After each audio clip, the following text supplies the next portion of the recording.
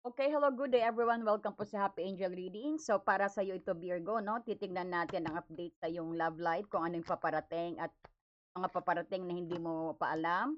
At syempre, titingnan din natin ang energy ng persons on your mind, no? At kung sino pang paparating sa iyo, no? Kumbaga update sa iyong love life. Pahingi naman po like and hype diyan sa inyong mga cellphone. Tingnan natin ang energy mo muna. Let's see ang energy mo pagdating sa pag-ibig. Ano pong energy ni Virgo pagdating sa kanyang pag-ibig. Charm or use, enable. Parang you're putting some boundaries dito. Or sabihin natin, may inaakit ka. No? Parang may gusto kang akitin. Ay, yan pa natin. Tell us more spirit guide. Ang energy po ng ating Virgo. Butterfly, ayan, talagang mayroong new phase ka, no? Parang may gusto kang akitin dito o may target na persons ka rito na gumagawa ka rin ng aksyon.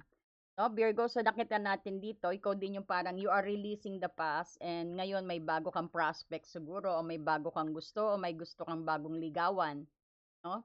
So, which is normal sa gusto ng bagong phase. Yung normal po sa mga nag-healed na, no? Na Virgo, ayan. So, tignan naman natin ang energy ng persons. Ng persons mo, Virgo. Tignan natin ang energy ng persons ni Virgo. So, and timeless po ito, no? Sa oras na makita nyo po, ibig sabihin ang mensahe, mayroon kayong mensahe na makukuha. Just take what's resonate. Oh, watching you. Ayan. Parang ini-stalk ka rin, no? So, ang person na yan, ini-stalk ka, tinitignan ka rin niya, kala mo yung iba ka, baka para ito sa mga bagong nagliligawan pa lang na parang exciting pang inyong face right now. No, pero ikaw, nakita ko dito na you're healing your inner child. Ibig sabihin, na-release mo na yata, Virgo, ang iyong past. O sabihin natin, may rebirth ang inyong ang ex ninyo, na parang nasa excitement phase kayo na nililigawan ka ulit, tsaka pinupurso ka, Virgo. Ang kita mong energy niya, ito, tinitignan ka rin niya, ini-stalk ka din niya siguro sa mga social media, Virgo. At nakita mo yung ini-stalk ka rin niya, no? Ibig sabihin, parehas kayo ng gusto ka rin ng persons na to. Let's see more. Ano pang energy? Hammer. Oh, ito nga yung parang nakita kong Virgo na parang nasa phase kayo ng rebuild nyo ang inyong relationship. O yung phase na parang nagliligawan, back to ligawan kayong dalawa, although ng persons na to is sabihin natin, gustong bumalik sa'yo, na nililigawan ka uli, na kinikilig, parang kasi may excitement akong nararamdaman sa dalawang energy ninyo rito, no? Nakita mo rito, ini-stalk ka niya, at siya yung sabihin natin, nire-rebuild niya, nagwo-work siya sa inyong relationship, ibig sabihin, nire-repair niya, no? Kung nangako siyang magbabago, pinapakita niya in action, hindi lang sa salita. No, yan ang energy ng persons mo. So, tingnan pa natin kung ano pa, no? See. Para po ito kay Virgo Spirit Guide. Para po ito kay Virgo. Coming sa kanyang love life Spirit Guide. Yung feeling ng persons na to kay Virgo. Wow, two of wands, nagpaplano. Tingnan na to make a plan. Ito yung sabi natin, hindi lang basta crush-crush. Ibig sabihin, he's making a plan. No? May plano siya sa inyong intentions niya, Wheel of Fortune, Wheel of the Year, tadhana na, no? Parang kumbaga, he knows na fated kayong dalawa. Actions niya. Actions is Knight of Wands. Medyo gusto niya ng, sabihin natin, nagpapa-charming din siya talaga sa'yo, no? Kung babae ka, kung lalaki, ang actions niya next na ipapakita sa'yo, yung parang very passionate siya, very charming, very independent siya, na sabihin din natin, na ini-impress ka niya. Parehas, energy can ship po, no? Ini-impress ka niya, nag-i-impress ang kayong dalawa. Parang kilig to the bones ang reading natin ngayon kay Virgo, no? Napakaganda ng intention niya. Alam niya, this is the right time na magsama uli kayo when the Wheel of Fortune dito. This is also positive outcome. No? Kumbaga, naka-align kayo to get back together din siguro. And he's feeling na parang it's worth na magplan. So he's making a plan, he's making a move here na, na parang hindi lang para sa inyong ano, no? Kumbaga, hindi lang pa at the present moment, kundi syempre for the future din. Dahil pag nag-growth yan, magiging true of ones na yan. No? Pag nakikita natin may movement talaga, may actions na ginagawa ang persons mo para mabalik ang tiwala mo siguro. At iyon naman ang kinakakilig, no? At nakikita mo rin na there, dati kung nasaktan ka niya, nakikita mo yung pagbabagong ginagawa niya, no? Yung talagang he's in action. Nire-rebuild niya ang tiwala mo sa kanya. Okay, tignan natin ang maaring blockage. Dalawa. Ano pang maaring blockage ng dalawa ni Virgo, Spirit Guide? Anong maaring blockage ng dalawa? Blockage, ito yung mga hindi kayo makapagdesisyon, naka-stalemate, no? Kung isa sa inyo siguro, this also thinking of two potential lover, pero nakikita natin dito, sa sitwasyon na to, parang this is parang ang blockage nyo is parang wag kayong maano, no, kailangan you need to decide right away. Hindi yung tatakpan nyo pa yung mata ninyong dalawa para ano, no, para hindi makita ang katotohanan. You need para makapagdesisyon kayong dalawa. Wag kayong magbulag-bulagan ng ibig sabihin dahil ang pagiging bulag-bulagan, diyan nai-stop ang growth ng inyong relationship. Pero sa picture na to, tignan mong dalawa, may nag-aaway, no? May nag-aaway na may nag-uusap ng dalawang ano na hindi makapag-decide dalawang tao. This might be also na sabihin natin na thinking of two potential lover o kung kayo syempre, kung single kayo meron kayong nililigawan na dalawa, hindi nyo pa alam kung sinong sasagutin ninyo, hindi nyo alam kung sino talagang niligawan nyo, sinong gusto nyo, parang may dalawang involved kayo. Let me clarify nga yan. So yan ang maaaring maging blockage, no? Yan daw ang blockage sa sitwasyon na to and your persons na maaari siguro may isa pang involved na tao, no? Let's clarify this two of Athens. Ayun. Ito rin yung sabihin natin, hindi lang ito sa person, hindi lang ito sabihin natin may involved pang isang tao, kundi rin sa clarify natin, no, ang maaaring maging blockage dito, yung hindi kayo magtulungan sa isa't isa, no, na i-carry lang ng isa ang burden. Halimbawa, kung pamilya kayo, ayan, nagpo-pursue siya, baka nakatunggaga ka lang diyan tapos siya work ng work, parang gano'n, no? Pag it's either na i-share mo ang burden mo, ibig sabihin, try to tell everything, no? I-share mo rin yung burden mo kasi may 10 of wands dito, no? Yung i-delegate nyo, kung bawa, ang pinag-awayan ninyo dati is yung, sabihin natin, yung sa panay siya na lang ng siya, no? Kumbaga, make it balance na pag-usapan ninyo. At try to work out in the relationship, no? Kumbaga, kayong dalawa ang mag-rebuild talaga, hindi lang siya. No, kailangan join force kayo, no? Lalo na sa mga may pamilya na at nagpo-pursue yung isa. You need to sabihin, tignan mo rin, ibig sabihin tignan mo rin yung na nagbabago na siya, no? Yan. Ganda, maganda. Ako itaas eh. Alam baka ma-freeze na naman tayo. Pero next na. Itaas para makita yung card.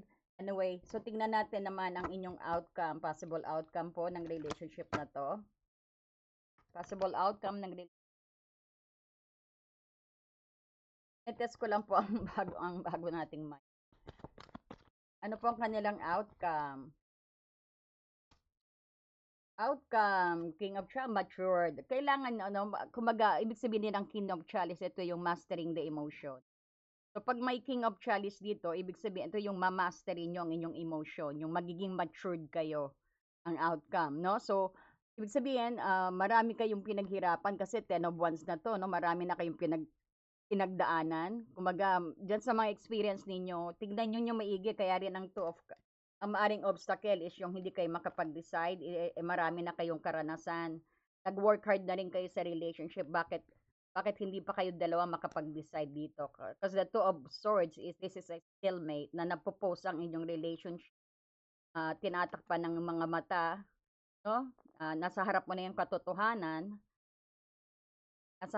katotohanan, ayaw mo pa rin matuto, parang gano'n, 'no? Ayaw mo pa rin tanggapin. So, ibig sabihin 'yan ang maaaring maging blockage, 'no? O makikita mo rin ang persons mo naghihirap na rin talaga, talagang nag-aano na, 'no? Parang sabihin natin talagang nakikita mo na rin nagbabago, baka pinapatagal mo pa, eh, baka tumakbo 'yan, 'no? Ayan. Hindi tayo bumabata ha, tumatanda tayo. So, ang nakikita nating outcome, matured love, 'no, ang emotions na 'yan sa lahat ng may experience sa relationship na 'to. Makikita natin may maturity love, you know now how to control your emotions dito. Makikita natin na made-develop at growth ang inyong so ang advice, so bawat ano naman 'no, nag-a-advise tayo. Tignan natin advice, spirit guide. Advice. Let's see the advice. Wow, harvest. Pag ang harvest dito, parang this is ano eh, no? Kumbaga kita mo abundance. Parang lahat is nandito.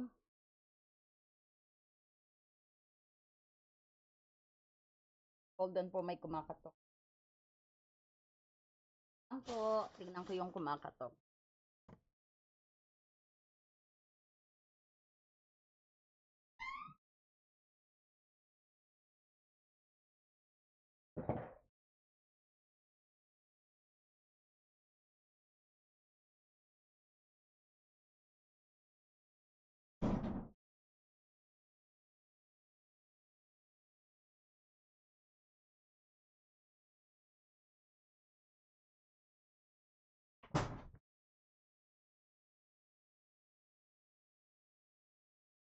Okay. So, balik tayo. Pasensya na po ha.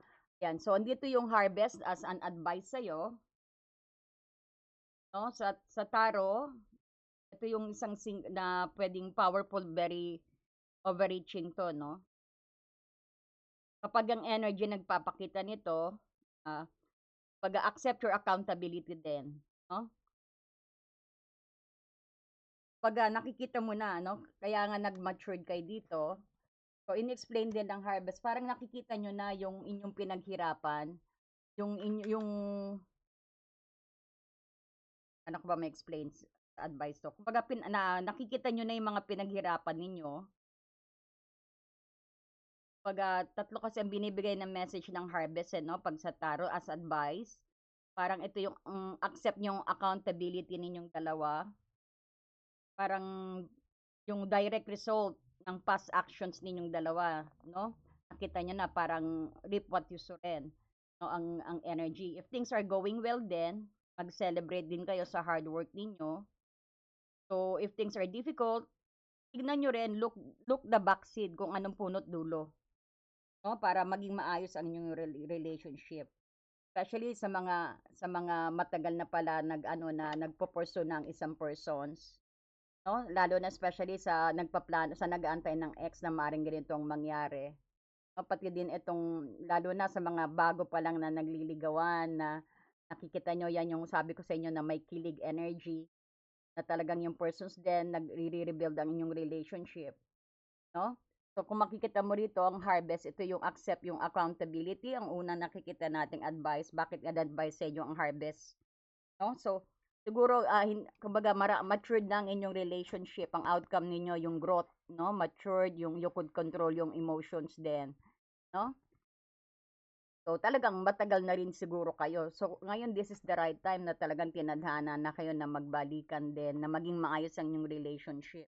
So kung makikita mo rito, kapag ang harvest din sa sitwasyon nyo, ito yung mabibigay advice ng taro sa harvest. Kung nakita nyo merong pang difficulties, tignan nyo ang pinakapuno, ang pinaka seed nito, kung saan nagsimula. Kung ito ba yung judgment na ano, no? Kumbaga, maging matuto sa inyong nakaraan, parang gano'n, sa inyong nakaraang sitwasyon o karelasyon din o sa relasyon.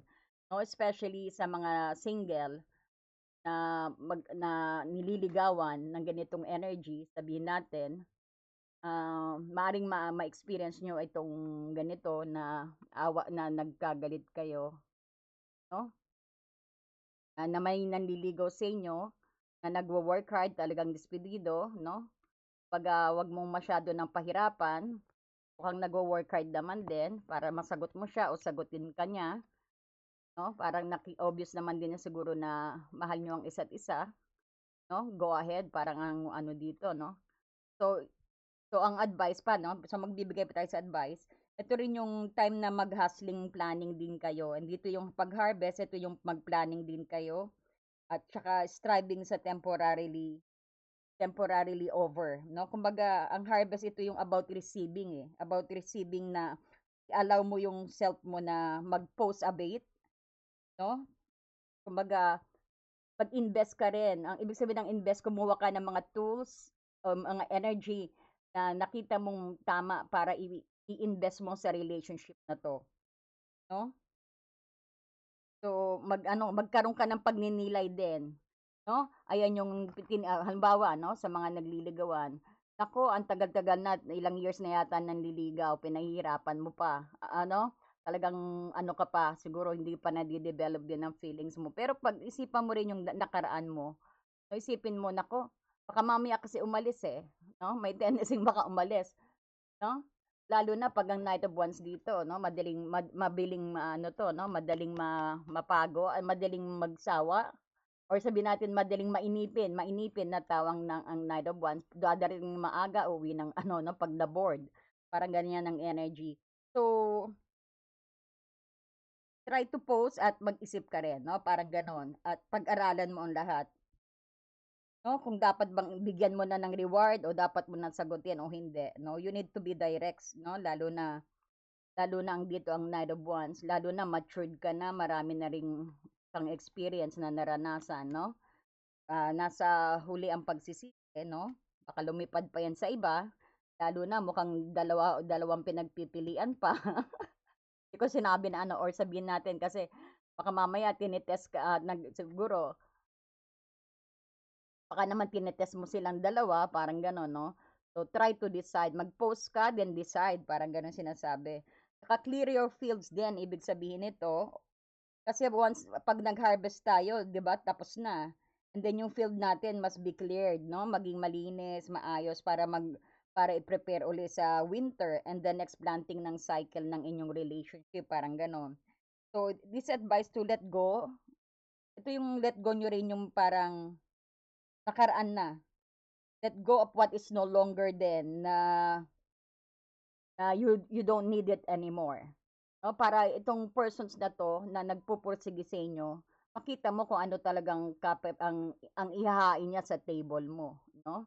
Nakukuha niyo po ba? Ayan. So let go of the past dahil mga matured na rin kayo, marami na rin kayo nagsamahan. O pag bumabalik na siya, ayan, tignan mo yung actions niya. Ayan mo rin kung talagang may actions na. Kumbaga, wag mong sasayangin din yung energy mo kakaantay kung hanggang sa gusto mong maano. Maging direct ka rin siguro, no? Dapat maging direct ka rin. So, tingnan nga natin pa, Spirit God. What else is coming kay Virgo? What else is coming kay Virgo? Papong parating kay Virgo pagdating sa pag-ibig. Ayan, oh, nag-upgrade. Ito about tradition. Parang this is also churches. Medyo may pagka-traditional ang ano mo ang persons na to. Tell us more. Ayan, transformations talaga nakita mo nagbabago siya. Talagang pinapakita niya na naggagambaro siya na talagang pag-iigihan niya dahil may 8 of Pentacles. So, pag-iigihan niya talaga ang panliligaw sa iyo, ang pagpupursue sa iyo para bumalik sa iyo, no? Yeah, maganda actually. And then talagang may new beginning kayo. Ah, ito yung parang you will take a chance. O no, maari siguro makita mong ano na to, no? Kung siguro tingin mo, this is the sign also na it's about time to take the leap of faith, no? Sa yung love life Virgo. The Fool, no, kumbaga dito, excited. Um, maging excited. Very exciting ang inyong pagbabalikan, no? Ang iyong love life actually, especially you have a new beginning dito, no? Parang hindi mo naiindahin kung ano pa yung kasunod na banata. Kumbaga, you are happy at the moment and you're willing to take the leap of faith kahit anong pang mga resulta niya, no? Basta gusto mo mapanalo mo siya o mapanalo ka niya, Virgo. Ayan. So, napakaganda. So, tingnan natin ang advice din, no?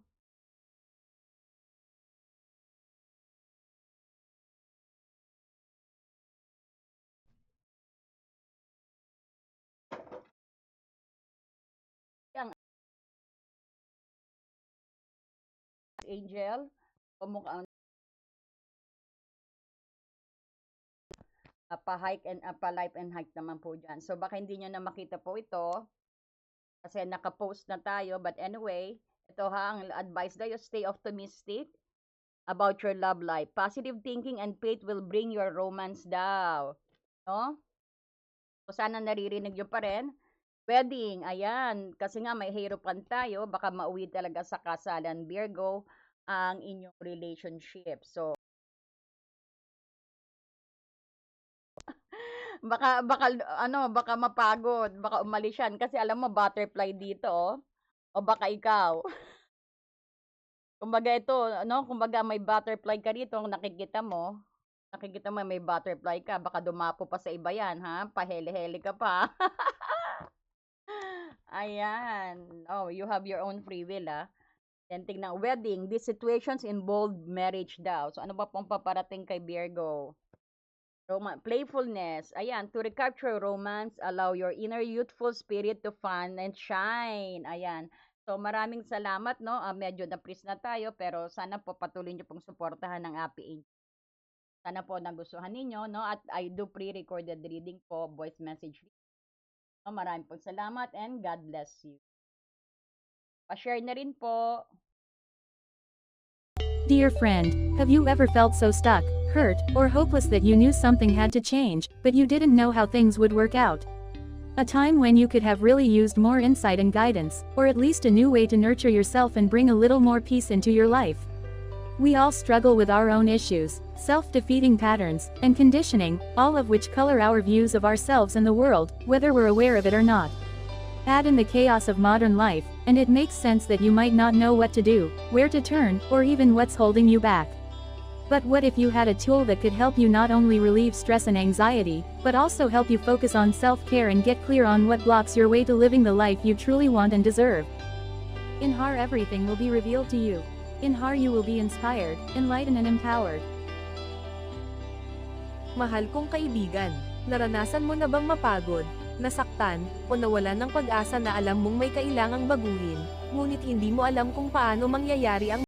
Dear friend, have you ever felt so stuck, hurt, or hopeless